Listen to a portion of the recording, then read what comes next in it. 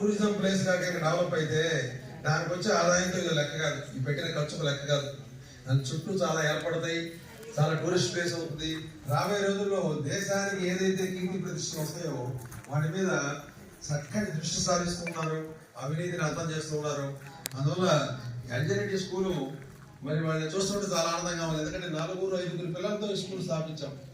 అట్లాంటి స్కూల్ ఇవాళ ఇంతమంది పిల్లలతో ఉన్నది అంటే ఇది కూడా ప్రోగ్రెస్. అంటే మామూలుగా అయితే ఏం చేసేవాళ్ళు, ఈ డెఫ్ అండ్ పిల్లల్ని ఇంటి దగ్గర కూర్చోబెట్టుకునేవాళ్ళు. వీళ్ళకి విద్యా బోధనలు ఉండేవి కాదు, వాళ్ళ తల్లిదండ్రులు భారం అయ్యేవాళ్ళు, వాళ్ళని కూర్చోబెట్టుకుని వాళ్ళ చేత పనులు చేసుకునేవాళ్ళు. అట్లాంటి వాళ్ళందరినీ కూడా ఇవాళ గవర్నమెంట్ కూడా ఏమైందంటే వీళ్ళని వికలాంగులు అనొద్దు, మీరు దివ్యాంగులు అనొద్దు. దివ్యాంగులు అనమంది. దివ్యాంగులు అంటే వాళ్ళకి కొన్ని అవయవాలు లేకపోయినా కూడా మిగతా అవయవాలను కూడా దివ్యమైన అంగాలు గలవాళ్ళు. మిగతా అవయవాలు చాలా బ్రహ్మాండంగా ఉన్నాయి. మనమే ఇంకా చెప్పాలంటే ఒకరి మీద ఒకరి ఈర్ష, వాడు బాగుపడుతున్న మనమే వికలాంగులు అని చెప్పాలి. ఇక మానసిక వికలాంగులు మనం. కానీ వాళ్ళు దివ్యాంగులు. వాళ్ళకి ఏంటంటే ఎదుటివాటి గురించి తెలియదు, సమాజానికి గురించి తెలియదు. అట్లాంటి వాళ్ళందరినీ కూడా ఒక దారికి చేర్చి ఇప్పుడు దాదాపుగా 5-6 సంవత్సరాల నుంచి 10th క్లాస్ బ్యాచ్ పంపించడం. వీళ్ళందరినీ ఎక్కడెక్కడ ముందు ఎక్కడే కష్టం. ఆ ఊరికి వెళ్ళడం, వాళ్ళ తల్లిదండ్రులు మోటివేట్ చేయడం ఇంకా కష్టం. మన ఇంట్లో కనుక అంతకుముందు మానసిక వికలాంగులు ఉండేవాళ్ళు, ఇప్పుడు డెఫినెట్ అవ్వు. మన ఇంట్లో కనుక వీళ్ళు కనుక మనకే మనం చూస్తుంటాం. మన ముసలి వినపడకపోతే మన అబ్బాయి ఏదైనా ఆయన మరీ గోడలాగుంది అని ఒకసారి చెప్పి 2సార్లు చూసుకుంటాం. మరి అట్లాంటి పిల్లల్ని అర్థం చేసుకొని వాళ్ళ విద్యార్థులు చెప్పిస్తున్నందుకు టీచర్లు కూడా నేను మరీ అభినందిస్తున్నాను.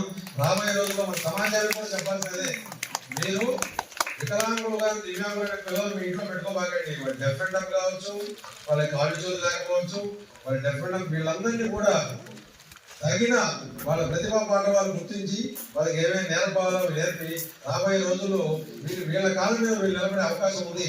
అందువల్ల మీరు ఇంటి దగ్గర ఇట్లాంటి వాళ్ళు కూర్చోబెట్టుకొని మీరేదో వీళ్ళు సమాజానికి భారం చేయగలుగుతారు అనే కాన్సెప్ట్ మనమందరినీ వాళ్ళు అందరికీ తీసుకొచ్చేందుకు మనకి ఎవరు కనబడినా ఎక్కడ కనబడినా ఫలానా చోట మా డెఫ్ అండ్ డెఫ్ స్కూల్ చాలా బాగుంది, అక్కడ పిల్లలు చాలా బాగా ఎక్కువ సంఖ్యలో ఉన్నారు, చాలా బాగా చూస్తున్నారు, అన్ని సౌకర్యాలు ఉన్నాయి, మీరు వెళ్ళాలని కనుక మనం కూడా చేస్తే రాబోయే రోజుల్లో ఏ ఇంట్లో కూడా ఇట్లాంటి పిల్లలు ఉండే అవకాశం లేకుండా వాళ్ళందరికీ కూడా మంచి ఇది ఉంది.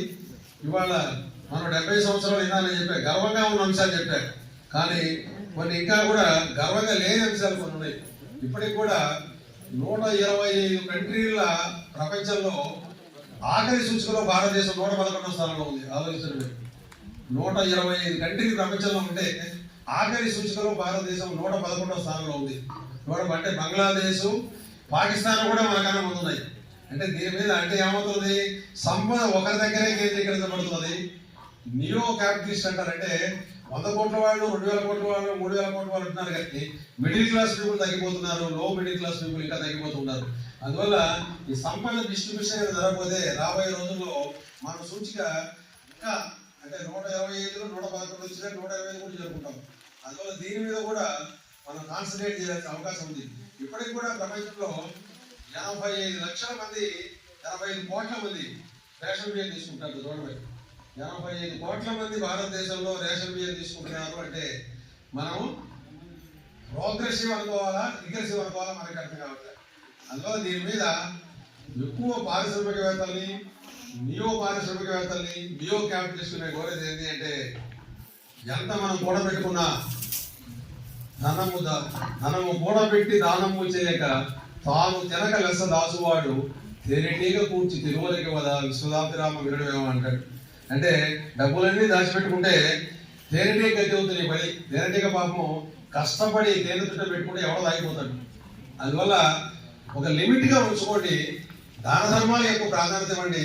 రాబోయే రోజుల్లో సమాజంలో ఈ నియో క్యాపిటలిస్ట్ ఎక్కువ ఉండకూడదు, ఆకలి సూచనలు ఉండకూడదు, లేని వాడిని ఖచ్చితంగా ఆదుకుంటూనే ఉండాలి. ఈ దృష్టిలో నాకు చెమకుర్తి మహిళా సంఘం వాళ్ళు చాలా ముందున్నారు.